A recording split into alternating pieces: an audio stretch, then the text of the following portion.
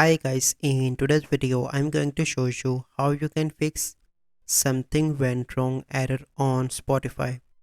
So the first step you simply need to do is to open Play Store and search for the Spotify, and you need to update your Spotify application, and after that your issue will be resolved. But let's suppose you still facing an issue. You simply need to go and open Spotify, and after that you need to close Spotify once from here like this and restart Spotify again, and your issue will be resolved. But if you are still facing an issue, you simply need to go into your smartphone settings, go into the app management, click on app list, and here you need to search for the Spotify.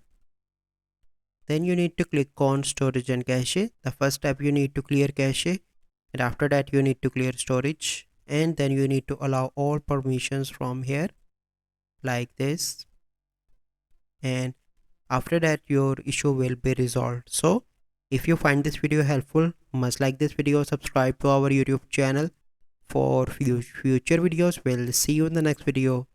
Thank you, have a good day.